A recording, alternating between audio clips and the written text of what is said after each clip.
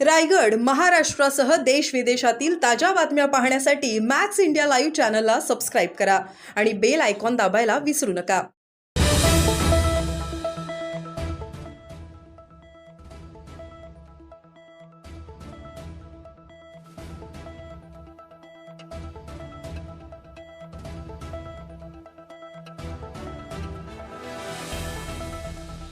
नुकताच एका खासगी मुलाखतीमध्ये सन्माननीय राजसाहेब ठाकरे यांनी मराठी भाषेकरता आणि महाराष्ट्रासाठी हितासाठी जर उद्धव ठाकरेंकडचा प्रस्ताव पाठवला आहे, पण तो प्रस्तावाचा नक्कीच उद्धव ठाकरेंनी सकारात्मक प्रतिसाद द्यायला हवा. कारण गेल्या 2014च्या विधानसभा निवडणुकीच्या वेळेस जो काही त्यांच्याकडून जो प्रस्ताव आला होता, त्याच्यानंतर विधानसभेच्या वेळेस जो काही घुमजाव करण्यात आला होता, त्यामुळे विधानसभेला महाराष्ट्र नवनिर्माण सेनेला बराचसा 2014ला फटका बसला होता. आणि अशा वेळेसच आम्हाला एकच विनंती आहे की तुम्ही पाहू शकाल की सन्माननीय राजसाहेब ठाकरेंनी जो प्रस्ताव पाठवला त्याच्यावरती मला सांगायचं की शिवसैनिक आणि महाराष्ट्र सैनिक यांची भूमिका एकच असते की जी त्यांचा आदर्श आहे सन्माननीय बाळासाहेब ठाकरे हे आहेत आणि त्यांची काम करायची जी पद्धत किंवा मराठी भाषा किंवा महाराष्ट्राच्या हितासाठी जी भूमिका आहे ती नक्कीच सकारात्मक असते. आणि अशाने जर दोन्ही शिवसैनिक आणि महाराष्ट्र सैनिक जर एकत्रित येत्या महानगरपालिका निवडणूक असो किंवा जिल्हा परिषद निवडणूक असो किंवा पंचायत समिती निवडणूक असो